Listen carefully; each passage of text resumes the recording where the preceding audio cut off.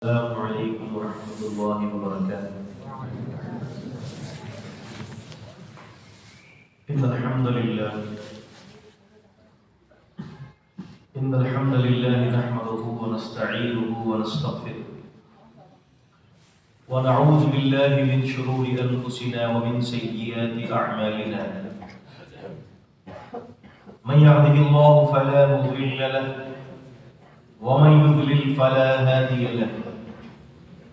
وأشهد أن لا إله إلا الله وحده لا شريك له وأشهد أن محمدا رسول الله. أما بعد فأعوذ بالله السميع العليم من الشيطان الرجيم من همزه ونفخه ونفثه. إن الدين عند الله الإسلام. رب اشرح لي صدري ويسر لي أمري واحلل عقدة من لساني يفقهوا قولي. تمام قسم کی تعریفات اللہ تعالیٰ کے لیے ہیں جو اکیلے تمام عالم کے پالنے والے ہیں. درود و سلام و رحمتیں ہوں جناب محمد الرسول اللہ صلی اللہ علیہ وسلم کا. آج الحمدللہ میری یہ خوش نصیبی ہے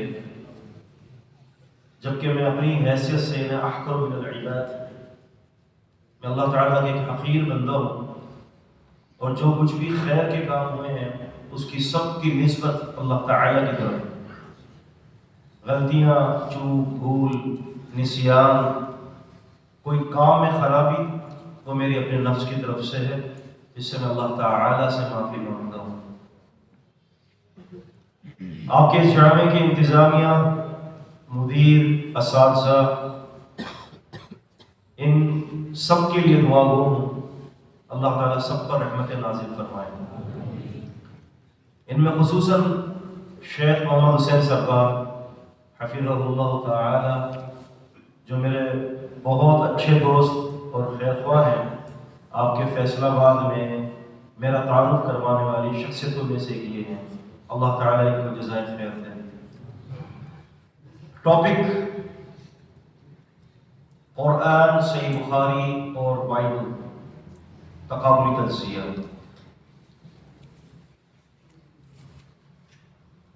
اللہ تعالیٰ نے کوئی ایسی قوم نہیں دنیا کے اندر آباد کی مگر اس کے اندر ہادی، رسول، نبی کسی نہ کسی کو بھیجا ہے. اللہ تعالیٰ نے سورہ رعد میں سورہ نمبر 13 میں اور آیت نمبر 7 میں فرمایا وَلِكُلِّ قَوْمٍ هَادٍ، ہم نے ہر قوم کے اندر ہادی بھیجا ہے. اور اسی پیغام کو اللہ تعالیٰ نے سورہ نحل سورہ نمبر 16 اور آیت نمبر 36 میں ریپیٹ کیا وَلَقَدْ بَعَثْنَا فِي كُلِّ أُمَّةٍ رَسُولًا أَنِ اعْبُدُوا اللَّهَ وَاجْتَنِبُوا الطَّاغُوتَ. ہم نے ہر امت میں رسول بھیجا ہے اور وہ رسول اس بات کی دعوت دیتے ایک اللہ کی عبادت کرو اور طواغیت سے جو ہے وہ اجتناب کرو، طاغوت سے بچتے رہو. اسی پیغام کو سورہ یونس میں سورہ نمبر 10 میں آیت نمبر 47 میں ریپیٹ کیا گیا وَلِكُلِّ أُمَّةٍ رَسُولٌ، ہم نے ہر امت کے لیے رسول کو منتخب کیا ہے. اٹ مینس کہ جتنے بھی قومیں اس دنیا کے اندر آباد ہیں، چلی گئی، اللہ تبارک و تعالیٰ نے کسی نہ کسی قوم کے لیے نبی پاک صلی اللہ علیہ وسلم سے پہلے کسی نہ کسی قوم کے لیے کوئی نہ کوئی ہادی اللہ تعالیٰ نے مقرر فرمایا. لیکن ذہن میں رکھیں کہ جتنے بھی انبیاء علیہ السلام تشریف لائے نبی پاک صلی اللہ علیہ وسلم کو چھوڑ کر، وہ تمام کی جو نبوت تھی محدود تھی. یعنی یوں سمجھ لیں کہ جتنے بھی انبیاء آئے ان میں سے کوئی ایک نبی بھی نبی کریم صلی اللہ علیہ وسلم کو چھوڑ کر وہ گلوبل نہیں تھا. ان کی شخصیت جو ہے یونیورسلٹی کی حیثیت نہیں رکھتی تھی. لیکن جب رسول اللہ صلی اللہ علیہ وسلم تشریف لائے تو آپ کی شخصیت گلوبل، یونیورسلٹی کی حیثیت رکھتی ہے. اور آپ سے پہلے جو نبی تھے جس کو ہم سیکنڈ لاسٹ نبی کہتے ہیں، سیدنا عیسیٰ علیہ السلام، ان کی رسالت بھی صرف بنی اسرائیل کے لیے تھی، گلوبل نہیں تھے۔ اکارڈنگ ٹو بائبل کے بھی حوالے سے اگر ہم ڈسکس کرتے ہیں اس مسئلے پر، تو بائبل خود یہ بات کہتی ہے کہ عیسیٰ علیہ السلام، یعنی بائبل عیسیٰ علیہ السلام کو یسوع مسیح کہتی ہے۔ اس کا اندراج کیجئے گا، اس کو لکھیے گا اپنے پاس۔ تو عیسیٰ علیہ السلام کے حوالے سے قرآن مجید نے ہمیں جو اسٹیٹمنٹ دی ہے وہ یہ ہے، اس کا ذکر سورہ آل عمران سورہ نمبر 3 آیت نمبر 47، اللہ تعالیٰ فرماتے ہیں رسول الی بنی اسرائیل، یہ جو رسول تھے صرف بنی اسرائیل کے لیے مبعوث کیے گئے تھے۔ فہمتم شمورا ما فہمتم؟ کس کے لیے؟ بنی اسرائیل کے لیے۔ آج کی محرف بائبل جو کہ دو پارٹس کے اندر تقسیم ہوئی ہے، پرانا عہد نامہ اولڈ ٹیسٹمنٹ، نیا عہد نامہ نیو ٹیسٹمنٹ۔ پرانے عہد نامے کے اندر اس کو کہتے ہیں کہ تورات اور زبور ضم ہے، اور نیا جو عہد نامہ ہے اس کے اندر کہتے ہیں کہ یہ انجیل ہے، اور انجیل میں 4 اناجیل گاسپلز بہت معروف ہیں، متی، مرقس، یوحنا، اس قسم کی یہ جو اناجیل ہیں، کہتے ہیں کہ یہ 4 اناجیل جو ہیں یہ معروف ہے۔ اب اگر ہم بائبل کو پڑھتے ہیں تو بائبل کے اندر ایک انجیل ہے، متی کی انجیل، انگریزی میں اس کو کہتے ہیں گاسپل آف میتھیو۔ اس کے اندر چیپٹر نمبر 10 ہے۔ انشاءاللہ کوشش کروں گا ہوا میں تیر نہیں ہم پھینکیں گے، بات کریں گے ریفرنس کے ساتھ، ٹھیک ہے، تاکہ آپ کو لکھنے میں اور آگے جا کے آپ کو حوالہ کوٹ کرنے میں آسانی ہو۔ اس کا چیپٹر نمبر 10 ہے، اور فقرہ نمبر 5 اور 6 اس میں یہ لکھا ہوا ہے کہ عیسیٰ علیہ السلام جب اپنی قوم کو، شاگردوں کو تبلیغ کے لیے بھیج رہے تھے، تو عیسیٰ علیہ السلام نے یہ فرمایا تھا کہ دیکھو بات یہ ہے کہ تم تبلیغ کے لیے جا رہے ہو، بنی اسرائیل کی قوموں کی طرف جانا، بنی اسرائیل کی کھوئی ہوئی بھیڑوں کی طرف جانا، اللہ تعالیٰ نے ہمیں ان کی طرف بھیجا ہے، ٹھیک ہے۔ اور یہی پیغام بائبل کے اندر گاسپل آف میتھیو، متی کی انجیل کے اندر دیا گیا ہے، جس کا جو ہے وہ چیپٹر نمبر 15 ہے اور فقرہ نمبر 24۔ عیسیٰ علیہ السلام کہتے ہیں کہ اللہ تعالیٰ نے مجھے صرف بنی اسرائیل کے لیے بھیجا ہے۔ کہاں لکھی ہوئی ہے بات؟ بائبل کے اندر۔ اب یہ نبی جو سیکنڈ لاسٹ تھے، یہ نبی بھی صرف بنی اسرائیل کی قوم کے لیے مبعوث ہوئے، لیکن جب رسول اللہ صلی اللہ علیہ وسلم کی باری آئی تو قرآن مجید سورہ انبیاء سورہ نمبر 21 آیت نمبر 109 میں فرمایا وَمَا أَرْسَلْنَاكَ إِلَّا رَحْمَةً لِلْعَالَمِينَ، ہم نے آپ صلی اللہ علیہ وسلم کو پورے جہاں کے لیے رحمت بنا کر بھیجا ہے۔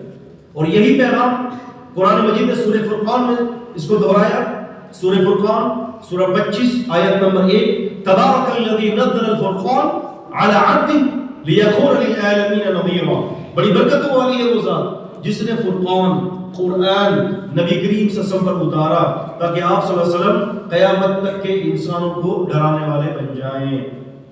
تو اس سے کیا پتہ چلا کہ رسول اللہ صلی اللہ علیہ وسلم کی نبوت عالمی نبوت ہے۔ کیا ہے؟ عالمی نبوت ہے۔ اور بائبل جو یہ کہہ رہی ہے کہ عیسیٰ علیہ السلام عالمی ہے، تو بائبل کی یہ بات بالکل غلط ہے۔ بائبل کی یہ بات بالکل غلط ہے، اور اس کے اندر بائبل کے اندر ایک فقرہ دوسرے فقرے سے اکثر و بیشتر ٹکراتا ہے، کانٹرڈکشنز وہاں پر کثیر تعداد کے اندر موجود ہے۔ ہم بات کرتے ہیں کسی بھی کتاب کو پڑھنے سے پہلے اس کا مقدمہ پڑھا جاتا ہے نا، اور مؤلف جو ہے اپنی کتاب کو لکھنے کے بعد مقدمہ لکھتا ہے، ایسا ہی ہے، کتاب کمپلیٹ کر لی پھر آخری میں مقدمہ لکھا، سوائے حافظ ابن حجر الاسقلانی رحمہ اللہ کے۔ کمال کی بات ہے انہوں نے پہلے مقدمہ لکھا اور پھر فتح الباری لکھی۔ خیر یہ تو ایک الگ بات ہو جائے گی۔ تو ہمیں کسی کتاب کو پڑھنے سے پہلے اس کا مقدمہ دیکھنا پڑتا ہے یا اس کتاب کی ابتدا۔ آپ جب کسی کتاب کا جو مقدمہ پڑھیں گے نا، تو آپ کو اس کتاب کی علمیت کا اندازہ ہو جائے گا، اس کے مصنف کی علمیت کا اندازہ ہو جائے گا کہ مصنف نے کتنی محنت سے علمی نکات لکھے ہیں، یا مصنف نے اپنی کتاب کو پہلا تو نہیں ہے، وہ آپ اس کی کتاب کی ابتدائیہ، اس کی تقریض، اس کا مقدمہ، یا اس نے جو پیش لفظ لکھا ہے خود نے، آپ کو اس کو پڑھنے کے بعد اندازہ ہو جائے گا۔ اور صحیح بخاری، اصح الکتب بعد کتاب اللہ، اور بائبل، پریزنٹ بائبل، موجودہ بائبل، ان تینوں کی ابتدا کی طرف تھوڑا سا جو ہے ذرا دھیان دیجیے۔ ہم کر رہے ہیں تقابل، اگرچہ تقابل بنتا نہیں ہے بائبل کے ساتھ ہمارا، یاد رکھیے گا، لیکن چونکہ یہ وقت کی ایک بہت بڑی نیڈ ہے، معاف کیجیے گا، جیسے کہ ڈاکٹر صاحب حفظہ اللہ نے مجھ سے پہلے جو جامع نصیحت کی ہمیں، اس میں سے یہ تھا کہ طلباء جو ہے وہ مطالعے کی طرف توجہ دیں۔ معاف کیجیے گا، میری ایڈوائز یہ ہے کہ طلباء جو ہے صرف درسی کتب کی طرف ہی نہ دیکھیں، بلکہ خارجی مطالعے پہ بھی اشد جو ہے وہ اپنے مطالعے کی طرف توجہ مرکوز کروائیں۔ ہمارے یہ ہوتا ہے کہ آپ کو پتہ ہی ہے کہ جو جامعات ہیں اکثر و بیشتر جو مدارس ہیں، آپ کو پتہ ہے کہ وہاں جو مسائل پر بات ہوتی ہے وہ 12 مسائل ہیں۔ آپ کو پتہ ہے 12 مسائل امتیازی، آج بھی ہم اسی کے اندر ہی چکر لگاتے ہیں، یعنی ایک کنواں ہے اور ہم اسی کے اندر ابھی تک چکر لگا رہے ہیں، باہر کیا ہو رہا ہے ہمیں نہیں پتا۔ اگر کوئی مرید آ جاتا ہے ہم سے بات کرنے کے لیے، ہمارے پاس کوئی جواب ہی نہیں ہے، ہمارے پاس اگر جواب ہے تو وہ 12 مسائل ہیں، 12 مسائل سے آپ سے ڈسکس کر سکتے ہیں آج کس کے پیچھے کس کی نماز ہونے کی ہے، اور سورہ فاتحہ کے بغیر نماز ہونے کی ہے کہ نہیں ہونی، رفع الدین جو ہے وہ کرنے کا ہے نہیں کرنے کا۔ ایک صاحب نے کہا کہ 2 سال کمرے میں بیٹھ کر، مکتبے میں بیٹھ کر محنت کر کے رفع الدین پہ کتاب لکھی میں نے، سبحان اللہ و بحمدہ سبحان اللہ العظیم۔ یعنی میں یہ ڈیسائیڈ نہیں کر پا رہا کہ what should I do، مجھے کیا کرنا چاہیے۔ ایک آدمی جو ہے وہ عیسائی، آپ کو پتہ ہے جو یہاں پر جو سویپرز جو ہوتے ہیں نا، جمعدار، گٹر کے اندر جاتے ہیں، آپ کا گٹر کھولتے ہیں، آپ کیا سمجھتے ہیں اس کو ہلکا دے رہے ہیں کیا؟ عزیزوں یاد رکھیے گا، اس کے اندر پادری بھی ہوتے ہیں جو بھیس بدل کے آپ کے علاقوں کے اندر آ کر اپنی تبلیغ کا کام آپ سے چھپ کر کرتے ہیں، جو آپ کو مجھے نہیں پتا، آپ کو پتہ، اور یہ کام کر رہے ہیں۔ ایک رپورٹ کے مطابق 70,000 عیسائی قاری تھے مسلمانوں کے بھیس میں ہماری مساجد کے اندر اور ہمارے اداروں کے اندر اور تبلیغی مرحلوں کے اندر اور معاملات کے اندر سرگرم، ہمیں نہیں پتا، اور نہ ہی ہمیں اس طرف جانا ہے، کیونکہ ابھی ہمارے 12 مسائل آج تک حل نہیں ہوئے۔ ہم باہر کہاں سے جائیں گے؟ الہاد دیکھیں آپ، الہاد، آپ کا یہ لاہور یونیورسٹی کے اندر 4 سال پہلے میرا لیکچر تھا الہاد کے اوپر، تو وہاں پر مجھے بتایا گیا 12,500 اسٹوڈنٹس کے اندر بتایا گیا کہ محمد صاحب یہاں پر تقریباً 2,000 کی تعداد میں ایسے اسٹوڈنٹس موجود ہیں جو اللہ تعالیٰ کے وجود کو نہیں مانتے۔ اچھا بائبل سے اگر ہم بات کریں نا، بائبل اللہ تعالیٰ کے وجود کا تصور نہیں دیتی، یاد رکھیے گا، بائبل کے اندر اللہ تعالیٰ کا وجود اور اللہ تعالیٰ کی توحید کا تصور نہیں ہے، اگر ہے بھی تو چیدہ مقام پر ہے، لیکن اس کے اندر بھی بائبل کے اندر بہت زیادہ تناقضات اور متعارضات ہیں۔ لیکن ہمیں اپنی جو درسی اسٹڈی ہے اس سے باہر آنا ہوگا، اس سے باہر آنا ہوگا، ہم اس سے باہر آئیں گے اور ہم دیگر کتابوں کا مطالعہ کریں گے، مطالعے کے اندر وسعت دیں گے تو ہماری احساس سے کمتری دور ہوگی۔ اور اس کے اندر میں، کیونکہ ہماری آپس کی بات ہو رہی ہے اور میں چاہتا ہوں کہ اللہ کرے کہ میری گفتگو سے آپ کو کوئی ایسی بات مل جائے جو زندگی بدلنے کا سبب بن جائے، زندگی بدلنے کا سبب بن جائے۔ ہم لوگ دراصل کمپلیکس کا شکار ہے۔ کس چیز کا شکار ہے؟ کمپلیکس کا، احساس کمتری۔ اگر ہمیں مثال کے طور پر جو ہے کسی بڑی جگہ پر، فار ایگزامپل دنیاوی اعتبار سے کسی بڑی جگہ پر جو ہے اگر بات چیت کرنے کے لیے موقع دیا جائے تو شاید ہم بات نہ کر سکیں، اور ہم ان دنیا کی تعلیمی یافتہ حضرات کے سامنے شاید کہ ہم احساس کمتری کا شکار ہو جاتے ہیں۔ ایسا ہی اکثر و بیشتر دیکھا گیا ہے۔ اس میں سب سے بڑی وجوہات جو ہیں وہ یہ ہے کہ ہم نے دیگر مطالعے کی جو وسعت ہوتی ہے ہم نے اس کو اختیار نہیں کیا. خیر، تو میں یہ گزارش کر رہا تھا کہ جب ہم قرآن مجید کی تلاوت کرتے ہیں تو سورہ فاتحہ کے بعد سورہ نمبر 1 سورہ فاتحہ، سورہ نمبر 2 سورۃ البقرہ، ابتدائی آیت کے اندر ہی فرما دیا ذالک الکتاب لا ریب فیہ. کیا فرما دیا؟ ذالک الکتاب لا ریب فیہ، یہ وہ کتاب ہے جس میں کوئی شک نہیں. یہ قرآن کی ابتدا ہے. اور صحیح بخاری کی ابتدا کیا ہے؟ کتاب الوحی کے بعد انما الاعمال بالنیات. امام بخاری نے اپنے شیخ عبداللہ بن زبیر الحمیدی سے نقل فرمایا، انہوں نے امام سفیان سے نقل کیا. یہ پوری چین ہے نیریٹرز کی، جو ہے وہ چین ہے.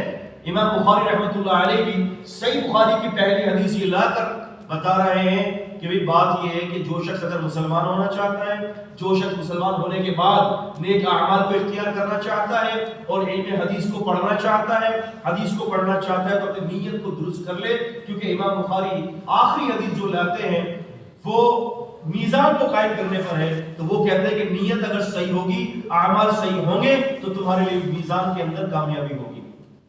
ہے نا، اس کا ربط ہے. میں اس تفصیل میں نہیں جانا چاہتا کہ ابن حجر نے یا ابن الملقن نے یا علامہ عینی نے یا علامہ قسطلانی نے اور دیگر شارحین نے اس کے بارے میں کیا تفصیل کے نوٹ ہمیں لکھوائے ہیں. ہم یہ کہہ رہے ہیں یہاں پر کہ قرآن مجید کی ابتدا ذالک الکتاب لا ریب فیہ اور حدیث کی ابتدا انما الاعمال بالنیات سے ہوئی. لیکن آپ کو پتہ ہے بائبل کی ابتدا کیسے ہوئی؟ یہ پوائنٹ نوٹ کرنے والا ہے. میں نے کہا نا کہ فرسٹ امپریشن لاسٹ امپریشن. اسی لیے بائبل جب آپ پڑھیں تو آپ بائبل کو دیکھیں گے. بائبل کا سب سے پہلا جو چیپٹر ہے وہ ہے بک آف جینیسس. اس کا مطلب ہے کتاب پیدائش. کیا ہے یہ؟ کتاب پیدائش. یعنی اللہ تعالیٰ نے مخلوق کو کیسے پیدا کیا، وہاں پر اللہ انہوں نے ایک پورا باب قائم کیا ہے. اچھا، فقرہ نمبر 1 سے لے کر 19 تک. میں فقرہ کہتا ہوں، آیت نہیں کہتا. آپ نے بھی آیت کہنے کی ضرورت نہیں ہے کیونکہ وہ آیات نہیں ہے. آیت تو دراصل اللہ کی نشانی کو کہتے ہیں. وہاں پر تعین نہیں ہو سکتا کہ کون سی آیت ہے کہ کون سی نہیں ہے. اسی لیے ہم بطور احتیاط فقرہ کہیں گے. تو وہاں پر پہلے فقرے سے لے کر 19 فقرے تک 3 سے 4 باتیں لکھی گئی ہیں. وہ یہ ہے خداوند کریم نے چاہا کہ زمین اور آسمان بن جائیں، تو لہذا زمین اور آسمان بن گئے. خداوند کریم نے چاہا کہ دن اور رات بنے، تو لہذا دوسرے دن دن اور رات بن گئے. خداوند کریم نے چاہا کہ پیڑ پودے اور یہ سبزیاں ترکاریاں یہ اگے، تو تیسرے دن خداوند کریم نے چاہا تو وہ وہاں پر پیڑ پودے پلانٹس وغیرہ ایگریکلچر کا جو سارا نظام ہے وہاں پر وہ اللہ تعالیٰ نے تیسرے دن اس کو ڈیولپ کیا. پھر خداوند کریم نے یہ چاہا کہ زمین اور آسمان کے درمیان 2 بڑے بڑے نیروں کو پیدا کیا جائے. 2 بڑے بڑے نیروں کو پیدا کیا جائے. نیر سے مراد کیا ہے؟ سورج اور چاند. کہتے ہیں کہ پھر چوتھے روز خداوند کریم نے سورج اور چاند کو پیدا کیا. اب پوائنٹ ٹو بی نوٹڈ یہ ہے کہ دوسرے دن دن اور رات پیدا ہو رہے ہیں. کیا پیدا ہو رہے ہیں؟ دن اور رات. اب یہ بتائیے، ابھی اگر آپ باہر جاتے ہیں تو ابھی دن ہے کہ رات ہے؟ دن ہے. کیسے پتا چلا؟ سورج سے. ٹھیک ہے. اب اگر یہ سورج صاف تشریف لے جائیں گے یہاں سے، ٹھیک ہے، تو پتا چلتا ہے کہ یہاں پر رات آ گئی ہے نا. اس وقت امریکہ کے اس علاقوں کے اندر اس وقت میرے خیال سے رات ہو رہی ہوگی. ٹھیک ہے نا، کیونکہ یہ سورج صاحب تو ابھی آپ کے پاس ہے. جب یہ حضرت صاحب وہاں جائیں گے تو آپ کے پاس رات ہو جائے گی اور وہاں دن ہو جائے گا. تو بات یہ کہ دن اور رات کی تمیز کرنے والی جو بیسک چیز ہے وہ ہے سورج. اور دن اور رات اکارڈنگ ٹو بائبل وہ دوسرے دن اللہ نے پیدا کیا. اور جو دن اور رات کی جو تمیز کی جو چیز ہے وہ تو چوتھے روز پیدا ہو رہی ہے. تو یہ کیسے پاسبل ہے؟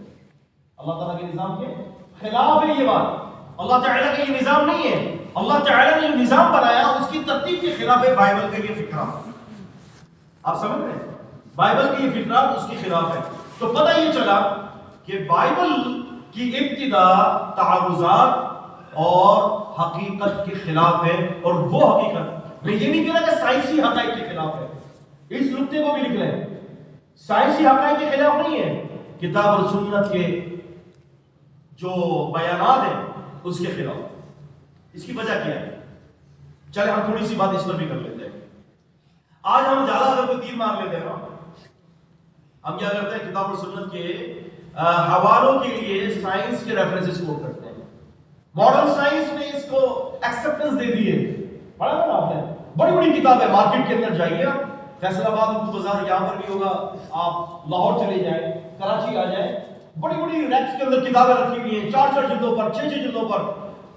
حدیث and modern science, Quran and modern science, compatible incompatible, کیا یہ قرآن کی آیت کیا سائنس کے ساتھ مطابقت رکھتی ہے کہ نہیں رکھتی، کیا یہ اللہ تعالیٰ کا فرمان ہے وہ سائنس کے ساتھ مطابقت رکھتا ہے کہ نہیں رکھتا.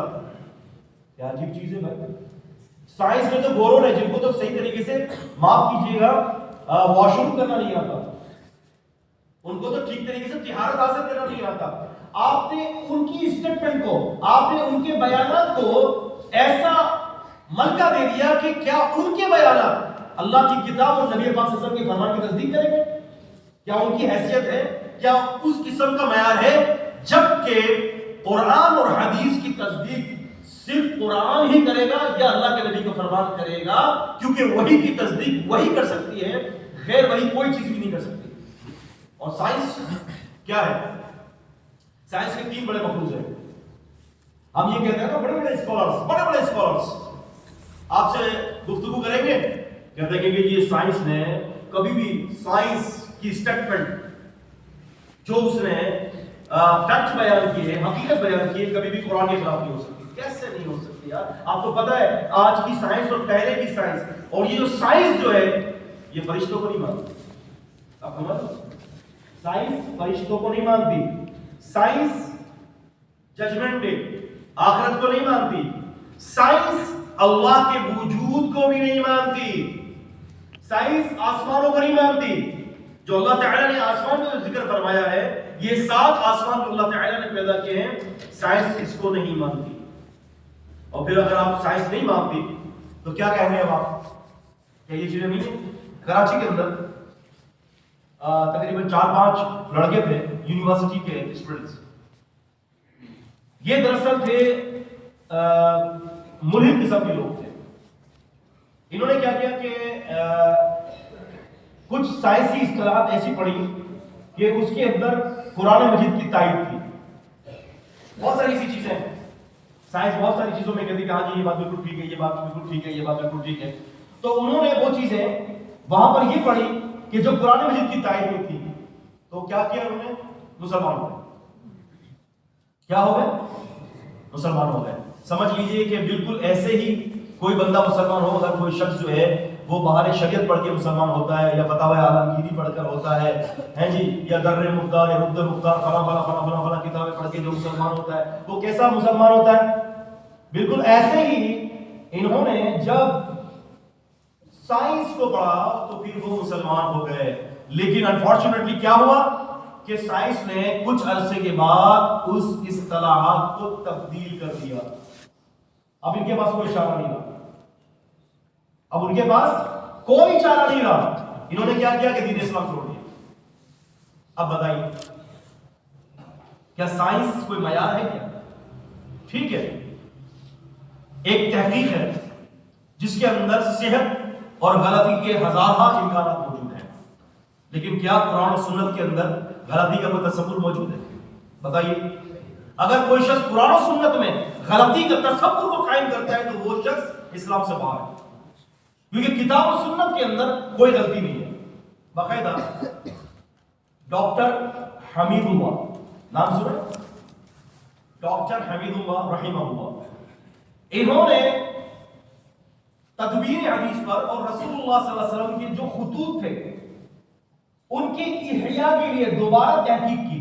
اگرچہ وہ سارے خطوط احادیث کی کتابوں کے اندر موجود ہیں، خصوصاً امام احمد بن حنبل رحمۃ اللہ علیہ کی کتاب مسند امام احمد بن حنبل جو نئی طبع ہے الموسوعۃ الحدیثیہ 52 والیومز کے اندر، اس کے اندر ان کا سارا تفصیلی ذکر موجود ہے. ڈاکٹر حمید اللہ اپنی کتاب کے اندر کہتے ہیں، رسائل بہاولپور جس کا پیج نمبر 16 ہے، کہتے ہیں کہ 45 سال پہلے کی بات ہے، تقریباً 45 سال پہلے کی بات ہے، کیونکہ ڈاکٹر صاحب کو انتقال کیے ہوئے تقریباً میرے خیال سے 25 سال کا عرصہ گزر چکا ہے، 25 سے 30 سال کا. خیر، تو انہوں نے یہ بتایا اپنی کتاب کے اندر، کہتے ہیں کہ جرمن کے اندر ایک ٹیم بٹھائی گئی اور وہ ٹیم اس مسئلے کے اوپر بٹھائی گئی کہ قرآن مجید کے قدیم ترین نسخے اور جو کلیکشن جو ہیں، جو ایسے نسخے جو انتہائی پرانے ہیں، یعنی صحابہ اکرام سے لے کر 12ویں صدی ہجری تک جتنے بھی نسخے ان کو ملے، انہوں نے قرآن مجید کے لائبریریوں سے لے لیے، سافٹ ویئر اٹھا لیے، یا انہوں نے جو ہے وہ فوٹو کاپی کروا لی، یا اصل مخطوطات جو ہے انہوں نے وہاں سے اٹھا لیے۔ پتہ ہے وہ کتنے نسخے جمع کیے؟ 42,000۔ کتنے؟ 42,000 نسخے جمع کیے، اور 42,000 نسخوں کو جب تقابل کیا اور عیسائیوں کے علماء کی ٹیم لگائی گئی کہ ہم نے اس کو چیک کرنا ہے کہ اس کے اندر کیا خرابیاں ہیں، تو ڈاکٹر صاحب کہتے ہیں کہ سالوں کی تحقیق کے بعد پتہ چلا کہ 42,000 نسخوں میں کوئی ایک بھی آیت کی کیا ایک حرف کی کوئی تحریف سامنے نہیں آئی، صرف 2 غلطیاں آئی تھیں، اور انہوں نے خود نے کہا کہ یہ 2 غلطیاں کاتب کی غلطی ہے۔ سورہ حجر سورہ نمبر 15 آیت نمبر 9، اِنَّا نَحْنُ نَزَّلْنَا الذِّکْرَ وَإِنَّا لَهُ لَحَافِظُونَ، ہم نے اتارا ہے، کیا کریں گے ترجمہ؟ نعم، ترجمہ کیجئے، اِنَّا نَحْنُ نَزَّلْنَا الذِّکْرَ، ہم نے اتارا قرآن کو، یہ ذرا غلط ہے اسی لیے میں نے آپ سے ترجمہ کروایا، ہم نے اتارا ہے اس شریعت کو، ہم نے اتارا ہے اس دین کو، ہم نے اتارا ہے اس نصیحت کو۔ اِنَّا نَحْنُ نَزَّلْنَا الْکتاب نہیں ہے، اِنَّا نَحْنُ نَزَّلْنَا الذِّکْرَ، یہ ذکر سے مراد خود رسول اللہ صلی اللہ علیہ وسلم بھی ہے۔ سورہ طلاق سورہ نمبر 65 آیت نمبر 10 اور 11 میں نبی علیہ السلام کو ذکر اور رسولہ قرار دیا گیا ہے۔ ذکر اور رسولہ موصوف اور اس کی صفت نبی پاک صلی اللہ علیہ وسلم بھی ذکر ہے، آپ کی زبان مبارک سے جو کلمات نکلتے ہیں وہ بھی ذکر ہے۔ فرمایا ہم نے اس ذکر کو اتارا، اس کی محافظت ہمارے اوپر ہے، ہم ذمہ داری اس کی اٹھائیں گے، اس کی حفاظت کی۔ اس کے بعد ایسا ہوا کہ انہوں نے سوچا کہ اب بائبل کی بھی ریسرچ کر لی جائے، اللہ تعالیٰ کو دکھا رہا تھا، اب تم نے تو یہاں تو کر لیا، اپنی ایمان مانی اور اللہ تعالیٰ نے کتاب اللہ کی حفاظت فرمائی، اب انہوں نے کہا کہ جی ہم اب بائبل کو چیک کرتے ہیں۔ اچھا، بائبل کے ساتھ انہوں نے بالکل وہی منصفانہ والا رویہ رکھا جو قرآن کے ساتھ رکھا تھا، 42,000 پرانے قدیم نسخے بائبل کے جمع کر لیے۔ اب ہوا کیا؟ بائبل کے نسخے جمع کیے اور سالوں کی محنت، اس کے بعد رپورٹ آتی ہے۔ کوئی بھی مسلم عالم نہیں تھا وہاں، یاد رکھیے گا، تاکہ ایسا نہ ہو کہ یہ رسپانسبلٹی ہماری ہو جائے، کبھی ہماری ذمہ داری ہے ہم نے کچھ کر دیا اس کے اندر، نہیں۔ ٹوٹل عیسائی اسکالرز۔ اب ہوا یہ کہ سالوں کی محنت کے بعد اس کی رپورٹ آئی۔ اچھا، قرآن کی کیا رپورٹ آئی تھی یاد ہے؟ 2 غلطی، اس کے علاوہ کچھ بھی نہیں تھا۔ بائبل کی غلطیاں سامنے آئی، حساب کتاب لگایا تو کہا کہ حضرت ان 42,000 نسخوں کے اندر، پوری بائبل کے اندر 2 لاکھ غلطیاں، 2 لاکھ تحریفات، 2 لاکھ تناقضات سامنے آئے، یعنی 2 لاکھ غلطیاں بائبل کے اندر تھیں، بائبل کے اصل اپنے متن کے اندر۔ آپ سمجھ رہے ہیں؟ اچھا، جب عیسائیوں نے یہ دیکھا یار یہ تو کمال ہو گیا، ان کی تو کتاب بازی لے گئی، اب انہوں نے کیا کیا؟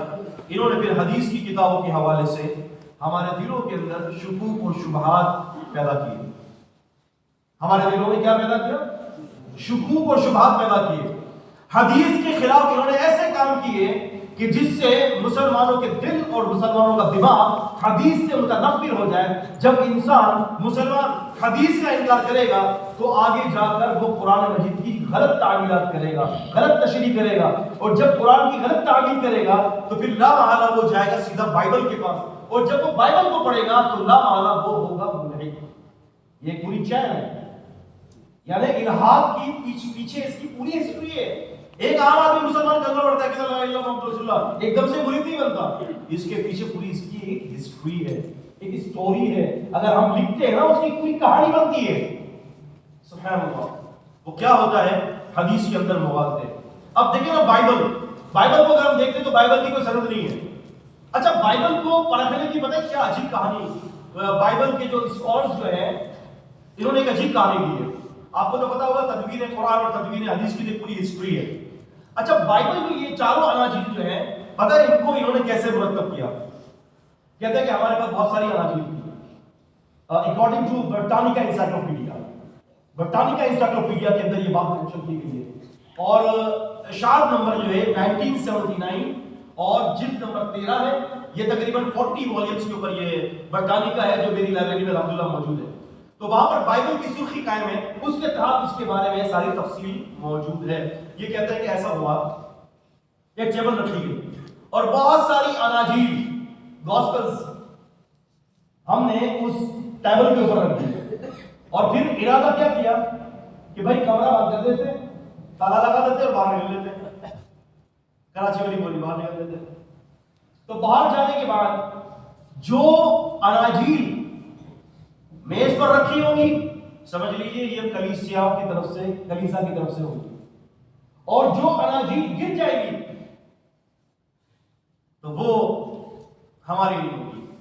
ہوا یہ کہ کمرہ بند کر دیا اور صبح رات کو تشریف لے گئے, وہاں سے صبح تشریف لائے تو 4 اناجیل جو یہ کی متی, یوحنا اور لوکاس وغیرہ جو ہے یہ وہاں پر سامنے رکھی بھی تھی. باقی ساری اناجیل جو وہ گری بھی تھی, انہوں نے اناجیل کو اٹھایا اور سینے سے لگا دیا. کہتے ہیں کہ یہ کشف والی کہانی ہے ساری, یہ کشف ہوا ہے, یہ زبردست قسم کا الہام ہوا ہے ہمارے کلیساؤں کو, اور انہوں نے اس کو قبول کر لیا ہے, ایکسپٹنس دے دی ہے. تو یہ ہے ہسٹری اناجیل کی تاریخ کی. جبکہ اناجیل لکھنے والے جو یہ کہتے ہیں کہ ان کو لکھا گیا ہے, یوحنا نے لکھا ہے, جو کہتے ہیں عیسیٰ علیہ السلام کے جو حوالی ہے, متی نے لکھا ہے, اور مرقس وغیرہ نے انہوں نے جو لکھا ہے, یوحنا نے جو لکھا ہے, کہتے ہیں کہ یہ عیسیٰ علیہ السلام کے حوالی ہے. لیکن جب تحقیق کی بات آتی ہے تو یہ عیسیٰ علیہ السلام کے حوالی معمولی سے مچھیرے تھے اور ان پڑھ تھے, illiterate تھے, ان کو لکھنا پڑھنا آتا ہی نہیں تھا. آپ سمجھ رہے ہیں؟ اسی لیے رسول اللہ صلی اللہ علیہ وسلم نے سب سے پہلے جس بات کی توجہ دلائی ہے قید العلم بالقلم, علم کو قلم کے ذریعے قید کرو. اسی لیے صحابہ کرام کی 3 بڑی بڑی جماعت, صحابہ کرام کی ایک جماعت وہ تھی جو حدیثوں کو حفظ کرتی تھی, وفیہم ابو ہریرہ رضی اللہ تعالی عنہ, ان میں ابو ہریرہ رضی اللہ عنہ معروف ہے, ٹھیک ہے. پھر کچھ صحابہ کرام کی جماعت ایسی تھی جو کاتبین وحی, کتاب النبی صلی اللہ علیہ وسلم, جو نبی علیہ السلام کی ساری باتوں کو لکھا کرتے تھے, ایک ایک ادا کو لکھا کرتے تھے. آپ دیکھیں نبی کریم صلی اللہ علیہ وسلم کی جو احادیث کی کتابیں ہیں, آپ اس کا صرف کنٹینٹ دیکھ لیں, آپ صرف اس کی انڈیکس دیکھ لیں, حدیث کی کتاب کی کھولیں. صحیح بخاری کے اندر سے الحمدللہ میں نے زندگی گزارنے کے 12,500 مسائل کی تخریج کی. کتنے؟ 12,500. اور پوری Bible, red line of Bible 3% جو آتا ہے اس میں یہ بائبل ایسی ہے کہ اس میں انہوں نے لال سیاہی سے جو ہے نا عیسیٰ علیہ السلام کے قول لکھے ہیں. پتہ ہے اس میں کتنے عیسیٰ علیہ السلام کے قول ہیں؟ 250. ایمانداری والی بتائیے کہ کیا 250 کی تعداد میں پوری زندگی بسر ہو سکتی ہے؟ اور پھر خود برٹانیکا انسائکلوپیڈیا یہ کہتی ہے کہ ہمیں یسوع مسیح کی زندگی پر محنت کرنا چھوڑ دینا چاہیے, کیونکہ ہمارے پاس یسوع مسیح کے 50 دن کے علاوہ کوئی دن بھی محفوظ نہیں ہے. کیا آپ دعویٰ یہ نبی کریم کے بارے میں کر سکتے ہیں؟ آپ تو کہتے ہیں کہ ہر دن محفوظ, نبی کریم صلی اللہ علیہ وسلم کی زندگی کا ہر پہلو محفوظ. تو انہوں نے جب یہ بات دیکھی, انہوں نے کمپیریزن کیا, انہوں نے تقابل کیا, انہوں نے جو ہے نا تقابلی مطالعہ کیا. انہوں نے کہا کہ یار یہ تو قرآن بھی کو آگے بڑھ گیا, حدیث بھی آگے بڑھ گئے, شکوک دماغ کے اندر ڈالے, شبہات دماغ کے اندر ڈالے. ایک بڑا اچھا لطیفہ ہے, ڈاکٹر حمید اللہ کہتے ہیں کہ میں پیرس میں تھا تو میری ملاقات ڈاکٹر موریس بکائیلے سے ہوئی. جرمنی ڈاکٹر تھے, مسلمان ہو گئے.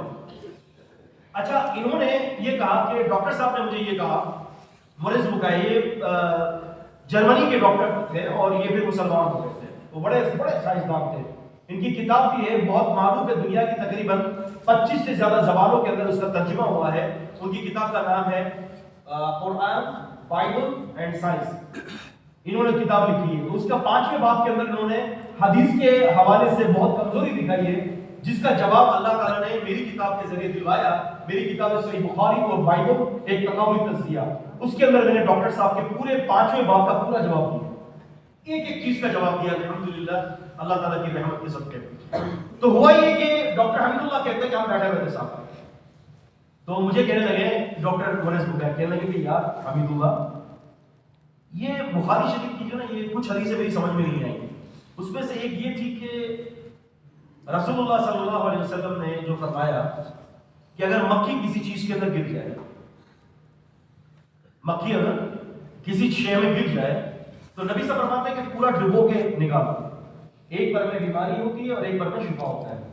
جس پر کے ذریعے وہ مکھی گرتی ہے اس کے اندر بیماری ہے, اور جو پر اوپر کی طرف ہوتا ہے وہ اینٹی وائرس, اللہ تعالیٰ نے اس کو ایسا بنایا.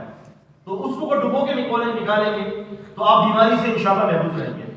تو ڈاکٹر حمید اللہ کو کہتے ہیں کہ ڈاکٹر صاحب یہ کیسے ہو سکتا ہے کہ ایسی مکھی ہو, کہ میں نہیں مانتا اس حدیث کو.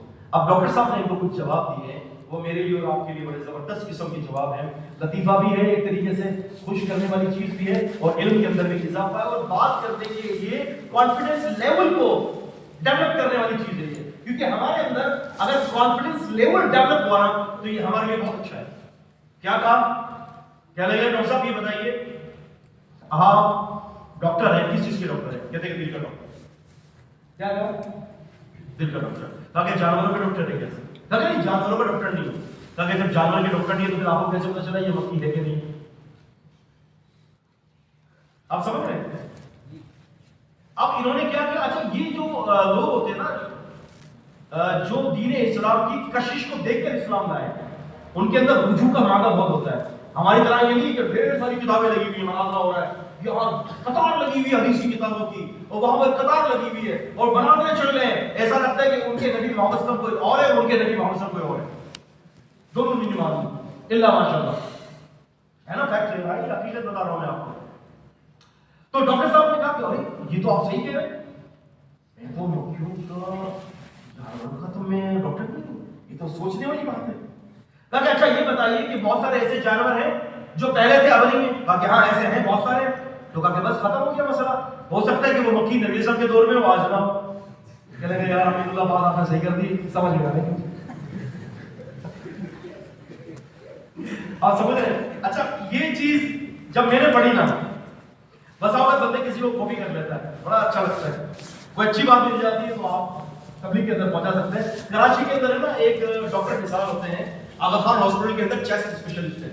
اتفاق دیکھیں کہ میں ان کے پاس ملاقات کے لیے گیا, کیونکہ وہ بچپن سے ہمارے فیملی ڈاکٹر تھے. تو میں ان سے ملاقات کرنے کے لیے گیا تو انہوں نے کہا کہ مجھے کہا, کیونکہ میں ان سے عمر میں کافی چھوٹا ہوں, آپ تو کافی بڑی عمر ہو گئے. میں نے کہا حسین کیا کر رہے ہو؟ میں نے کہا ڈاکٹر صاحب میں اس پہ تحقیقی کام کر رہا ہوں. تو کہہ رہے یار بخاری شریف کی ایک حدیث ہے کہ نبی کریم صلی اللہ علیہ وسلم نے نا اونٹنی کی پیشاب پلائی تھی کچھ لوگوں کو. کہتے ہیں کہ یار تم مانتے ہو اس کو؟ بالکل مانتا ہوں. کہتے ہیں کہ یار یہ کیسے ہو سکتا ہے؟ دوستانہ بات, کیونکہ چھوٹے سے میں ان کے پاس جاتا تھا علاج کرنے کے لیے, کروانے کے لیے.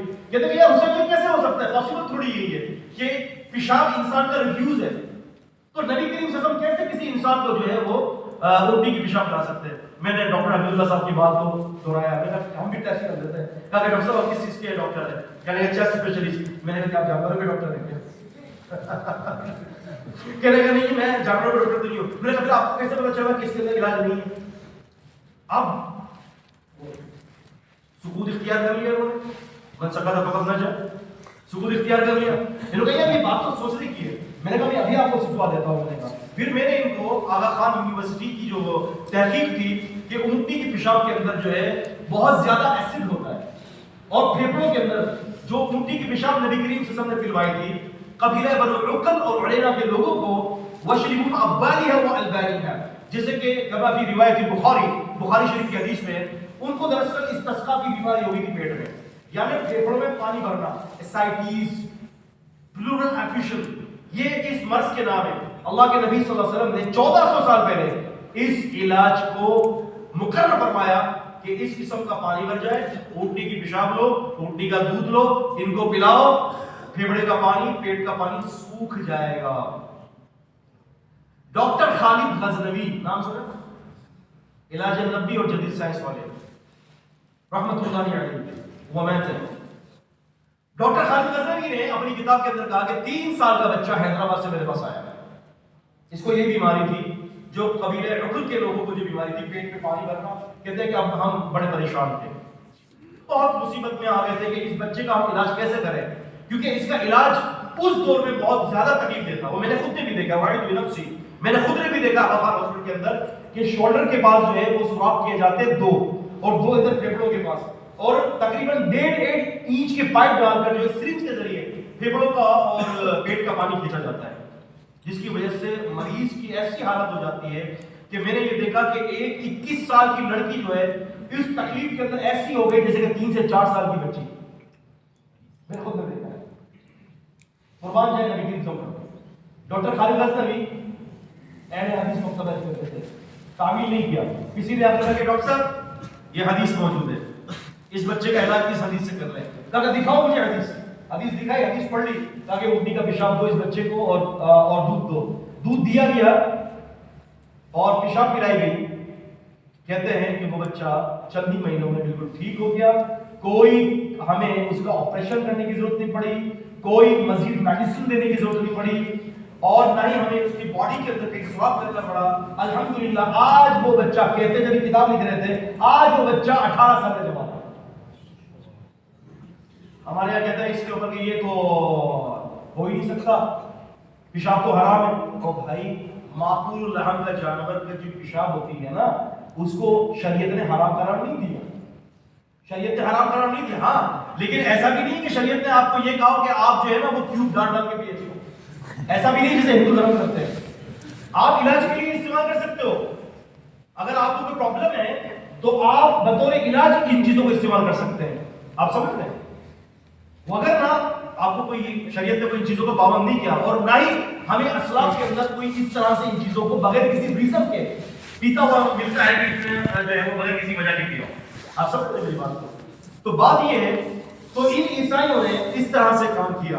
تو بائبل کے اندر اگر ہم بائبل کو دیکھتے ہیں تو بائبل کے اندر بڑی عجیب عجیب چیزیں موجود ہیں علاج کے حوالے سے. یہ تو میں نے آپ کے سامنے نبی علیہ السلام کی حدیث بتائی ہے. اور اگر ہم دیکھ لیتے ہیں کہ اخذ اور اورینا کے لوگ مجبوری کی کیفیت کرتے ہیں اور اضطراری قاعدے کچھ اور ہوتے ہیں. سورہ بقرہ سورہ نمبر 2 آیت نمبر 172 173، سورہ مائدہ سورہ نمبر 5 کی آیت نمبر 6، سورہ انعام سورہ نمبر 6 کی 145ویں آیت ہے. اللہ تعالی نے فرمایا انما حرم علیکم المیتۃ والدم ولحم الخنزیر وما اہل به لغیر اللہ فمن اضطر غیر باغ ولا عاد فلا اثم علیہ ان اللہ غفور رحیم. سورہ بقرہ سورہ نمبر 2 آیت نمبر 172 ہے. اور یہی موضوع فرمایا سورہ مائدہ سورہ 5 کی آیت نمبر 3 کے اندر، اور سورہ انعام سورہ نمبر 6 کی 145، اور سورہ نحل سورہ نمبر 16 کی 115. ان 4 مقامات پر اللہ تعالی نے ان 4 چیزوں کو حرام کیا، لیکن اضطراری کیفیت کے اندر ان چیزوں کے استعمال کی اجازت مرحوم کروا دی. آپ سمجھ رہے ہیں؟ اچھا لیکن بائبل کیا کہتی ہے؟ اچھا بائبل کیا چیز لاتی ہے؟ اب دیکھیں آپ تھوڑا سا تقابل بھی کر لینا. اب یہ بھی تھوڑا سا لطیفہ ہے، یہ بھی آپ کو یہ بات پھنسا دے گی. میں اپنے ریسرچ سینٹر میں موجود تھا، ایک عیسائی میرے پاس آیا، سلام دعا ہوئی، بیٹھا، تو میں نے کہا یار اسلام قبول کیوں نہیں کر لیتے؟ کہنے لگا کہ میں اسلام قبول نہیں کرتا، اس کی وجہ یہ ہے کہ میں ایک عیسائی پکا مومن ہوں. کیا کہا؟ میں ایک عیسائی پکا مومن ہوں، میں نے اسلام قبول نہیں کرتا، میں ایسے ہی ٹھیک ہوں. اچھا، میں نے کہا کہ آپ سچ بتائیں، آپ پکے مومن ہیں عیسائی؟ پکا مومن ہوں. اور جو ان کی جو آپ کو پتا ہے جو ان کی جو ادائیں ہوتی ہیں ہے نا، ان کی جو ادائیں ہوتی ہیں سادھو سے بھی بڑھ کر ہوتی ہیں. جو ادائیں دے رہا تھا مجھے کہ پکا مومن ہوں اور میں تمہاری بات کو قبول نہیں کروں گا، تم کہہ رہے ہو کلمہ پڑھ لو، میں پکا مومن ہوں، میں بائبل کو جانتا ہوں. میں نے کہا چلے ٹھیک ہے، میں نے کہا ہم ایک ٹیسٹ کر لیتے ہیں پکے مومن کی. اس نے کہا کیا مطلب ہے؟ میں نے کہا بھائی مرتس کی چیز میں لکھا ہوا ہے کہ پکا مومن عیسائی زہر پی کر بھی نہیں مرے گا. اتفاق دیکھیں، میرے فاؤنڈیشن کے باہر جو ہے نا پنساری کی دکان تھی، میں نے آواز لگایا، میں نے کہا عبداللہ بھائی زہر کی بوتل ذرا دینا بھائی، اور ایسی زہر کی بوتل ہو اور ایسا زہر ہو، پلیز اپنے موبائل کو، ایسی زہر کی بوتل ہو جو پیتے کے ساتھ ہی یا تو مومنیت کا ظاہر ہو جائے یا پھر کا کام تمام ہو جائے. اچھا وہ سمجھ رہے تھے کہ میں استحرا کر رہا ہوں. میں نے کہا عبداللہ بھائی جلدی لائیے، پکا مومن عیسائی بائبل کو چیک کر رہا ہے، یا تو بائبل ٹھیک ہے یا پھر مومن ٹھیک ہے، یا پھر مومن غلط ہے یا پھر بائبل غلط ہے۔ میں نے کہا لائیے، اچھا انہوں نے مجھے ہاتھ میں بوٹل پکڑوا دی زہر کی، میں نے کہا کدھر ہے پکے مومن صاحب؟ ہاں جی ملخص کے اندر لکھا ہوا ہے پکا عیسائی مومن زہر پی کر نہیں مرے گا۔ میں نے کہا سر پی کے دکھائیے۔ آپ یقین مانیں، میں نے کہا مجھے پی کے دکھایا، مجھے بائبل کو چیک کرنا ہے۔ میں نے کہا آپ چاہتے ہو کہ میں عیسائی ہو جاؤں؟ ہاں کیوں نہیں چاہتا؟ تو میں نے کہا پی کے دکھایا تھا، پی کے دکھایا۔ انہوں نے کہا کہ میمن صاحب میرے چھوٹے چھوٹے بچے، میں نے کہا اللہ کی قسم یہ بائبل سے خیال ہونا چاہیے کہ آپ کے چھوٹے چھوٹے بچے۔ اب وہ پریشان ہو گیا۔ میں نے کہا اچھا چلے آپ کو چوائس دیتا ہوں کس بات کی۔ میں نے کہا آپ بائبل آپ کو یہ کہہ رہی ہے کہ زیر پی کر پکا ہوں گے، مسئلہ نہیں ہے، آپ کو پھنسا دیا بائبل نے، آپ نے دیکھ لیا آپ پھنس گئے۔ اب آپ کہیں جا نہیں سکتے، میں کنڈی بھی لگوا دی تھی بہت زیادہ پریشر دینے کے لیے، میں نے کنڈی بھی لگا دی، میرا کنڈی رہا تالا بھاگ گئے، اتنا زیادہ پریشر۔ اچھا نیت کیا تھی؟ اسلام قبول کرنا۔ حکمت ہوتی ہے نا، سامنے والے کو دیکھ کر بندہ جو ہے وہ جو بھی حکمت ہے، میں نے کنڈی رہا تالا بھاگنا پڑا۔ اب وہ پریشان میں نے زہر میں آپ کا کوئی خلاصی نہیں ہے۔ اچھا میں نے کہا چلو آپ کو چوائس دیتا ہوں، ہم نہیں کہتے گھومنے پڑے چوائس، میں نے آپ کو چوائس دیتا ہوں۔ کہ کس بات کی؟ میں نے کہا اللہ تعالیٰ فرماتے ہیں وَلَا تُلْقُوا بِأَيْدِيكُمْ إِلَى التَّهْلُكَةِ، اپنے آپ کو اپنے ہاتھوں سے مت مارو، اپنے آپ کو اپنے ہاتھوں سے ہلاکت میں مت ڈالو۔ اب میں نے کہا اسلام آپ کو اس زہر کی سے بچا رہا ہے اور بائبل آپ کو یہ زہر پلا رہی ہے، بتائیے کون سا دین قبول کریں گے؟ زہر سے بچانے والے دین کو یا زہر پلانے والے دین کو؟ کون سے دین کو قبول کریں گے؟ اچھا اس بندے نے کہا کہ میمن صاحب مجھے سوچنے کا پھر آپ موقع دیں۔ میں نے کہا دروازہ کھول دیں، زہر کی بوتل دیں، آپ سوچ سکتے ہیں۔ اب یقین مانے اللہ تعالیٰ کا ایسا فضل ہوا کہ 1 سے 2 دن کے بعد وہ میرے پاس آیا اور آ کر کہتا ہے کہ مجھے کلمہ پڑھا دیجیے، مجھے زہر پینے والا دین پسند نہیں۔ الحمدللہ، آپ سمجھ رہے ہیں؟ تو بات یہ ہے کہ یہ بائبل ہے، یہ بائبل ہے یہ، اور قرآن و حدیث میں آپ کے سامنے رکھا ہے۔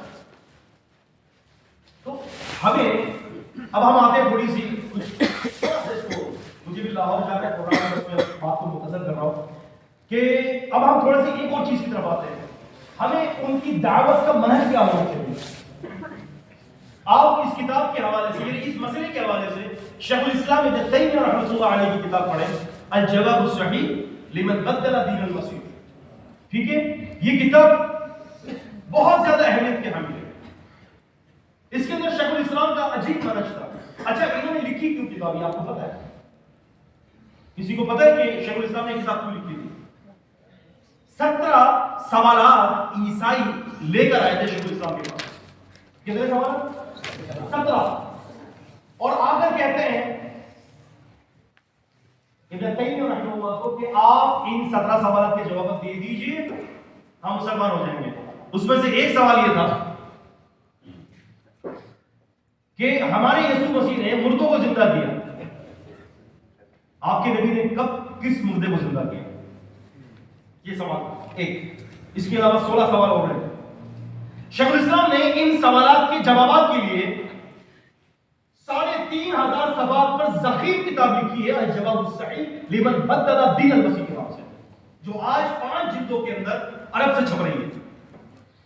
اور ابن تیمیہ کو یہ سوال جب کیا تو ابن تیمیہ رحمۃ اللہ علیہ نے جواب بھی دیا ہے اس کا۔ اگر کوئی عیسائی آپ سے یہ سوال کرتا ہے کہ بتاؤ بھائی آپ کے نبی نے کس مردے کو زندہ کیا، ہم تو کہتے ہیں کہ یار ابھی میری تو تیاری کی ہے، میں تو 12 مسائل والی تیاری کی ہے، تو نیا سوال نہیں کرنا۔ بات یہ ہے کہ اپنی ریسرچ کو آگے بڑھائیں، ایک قدم آگے جائیں۔ آپ کو جو استاد حافظ اللہ جو آپ کے جو اساتذہ جو بتا رہے ہیں، جو آپ کو ماسٹر کی دے رہے ہیں، اس سے ایک قدم آگے بڑھنے کی کوشش کریں، انہی کی سرپرستی آگے بڑھنے کی کوشش کریں۔ خارجی مطالعے کو مضبوط کریں، کینٹین یا مارکیٹ کو آباد کرنے کی جگہ پر لائبریری کو آباد کریں۔ آپ سمجھ رہے ہیں؟ اساتذہوں کی بھی آگے بڑھنی ہوگی کہ یار لائبریری کھلنے کے ٹائم پر سارے جو ہے نا اسٹوڈنٹس جو ہے وہ لائبریری میں بیٹھے ہوئے ڈیمانڈ کریں یہ کتاب چاہیے، یہ کتاب چاہیے، یہ مطالعے کے لیے چاہیے، انشاءاللہ ممکن ہے کہ وہ آپ کی طرف کام کریں گے۔ شیخ الاسلام نے کہا مجھے بات یہ ہے کہ تم نے یہ سوال کیا ہے ہمارے نبی محمد صلی اللہ علیہ وسلم نے کس مردے کو زندہ کیا۔ ابن تیمیہ نے کہا کہ اچھا تم پہلے یہ بتاؤ کہ آپ کے یسوع مسیح نے مردے کو زندہ کیا، مرنے سے پہلے اس کے اندر روح تھی تاکہ آگے روح تھی، تاکہ صرف روح کا اعادہ کروایا تھا، روح کا اعادہ کروایا، روح لوٹائی۔ ہمارے نبی نے اس سے بڑا کام کر دیا، پوچھا کون سا؟ کہا کہ ایک کھجور کے تنے پر ٹیک لگا کر خطبہ ارشاد فرمایا کرتے تھے، ہاتھ لگایا نبی نے سامنے، اس کے اوپر تو رونا شروع کر دیا، اور نبی صلی اللہ علیہ وسلم نے چمٹا بھی لیا۔ جب آپ کے لیے ممبر بنایا گیا تو آپ نے فرمایا کہ اگر میں ایسا نہ کرتا تو قیامت تک یہ روتا رہتا۔ ابن تیمیہ نے کہا کہ بات یہ ہے کہ کھجور کے تنے میں روح نہیں تھی، کھجور کے تنے میں کیا تھی؟ روح نہیں تھی، لیکن ہمارے نبی نے ہاتھ رکھا تو کھجور کا تنا نبی صلی کی جدائی کی وجہ سے رونے لگ گیا۔ اب عیسائیوں کو کہا کہ بتاؤ وہ معجزہ بڑا رہا کہ جس نے روح کا اعادہ کیا، یا وہ معجزہ بڑا رہا کہ جس کو روح تھی نہیں اس کو روح پیدا کر دی؟ اس پر عیسائی حضرات خاموش ہو گئے۔ پھر اس کے علاوہ 16 سوال اور بھی ہے۔ اچھا، شیخ الاسلام ابن تیمیہ رحمۃ اللہ علیہ کا منہج عیسائیوں سے بات کرنے میں وہ کیا ہے؟ ابن تیمیہ رحمۃ اللہ علیہ مثال کے طور پر کوئی فصل قائم کرتے ہیں، 3 کتابیں ہیں، الحمدللہ میں اس کی تلخیص کر رہا ہوں، اب اللہ سے دعا کریں، یہ ایک الحمدللہ میرا 50 سالوں سے اوپر کا ایک کام ہے جو میری ٹیبل پر رکھا ہوا ہے۔ ایک الجواب الصحیح، ایک علامہ قرافی کی الوجہ الفاخرہ کے نام سے جو کتاب ہے، اور ابن القیم رحمۃ اللہ علیہ کی ہدایت الحیرہ۔ ان تینوں کتابوں کے اندر جو مشترکہ سوالات کی جو جوابات ان تینوں علماء نے دیے ہیں، ان کو میں ایک الگ کتاب کے اندر جو ہے وہ لا رہا ہوں، اور پھر مزید اس کی تحقیق کو، اس کی جو حاشیے میں اضافہ کر رہا ہوں۔ اللہ پاک سے دعا کریں کہ اللہ پاک اس کام میں میری نصرت فرما دے۔ تو یہ 3 کتابیں ہیں۔ ابن تیمیہ نے الجواب الصحیح کے اندر آپ یہ سمجھ لیں تقریباً نبی کریم صلی اللہ علیہ وسلم کی 30 بشارتوں کا ذکر کیا ہے جو بائبل کے اندر ہے کہ نبی صلی اللہ علیہ وسلم آئیں گے، اور علامہ قرافی نے اپنی کتاب کے اندر تقریباً 55 بشارتوں کا ذکر کیا ہے، اور اسی طرح سے علامہ ابن القیم رحمۃ اللہ علیہ نے 18 بشارتوں کا ذکر کیا ہے کہ نبی کریم صلی اللہ علیہ وسلم تشریف لائیں گے۔ اگر عربی پڑھنا مشکل ہے تو اردو کے اندر کیرانوی رحمۃ اللہ علیہ کی ایک کتاب ہے بائبل سے قرآن جو نئے نام سے چھپی ہے، جس کو اظہار حق کے نام سے یاد کیا جاتا ہے، اس کتاب کا مطالعہ آپ کو بہت زیادہ ہی فائدہ دے گا۔ ابن تیمیہ رحمۃ اللہ علیہ فصل قائم کرتے ہیں کہ جی یہ ایک سوال ہے اور یہ ان کا شبہ ہے، فصل قائم کرتے ہیں۔ فصل کے نیچے کہتے ہیں کہ اس مسئلے کے ہم 25 طریقے سے جواب دیں گے۔ کتنے طریقے سے؟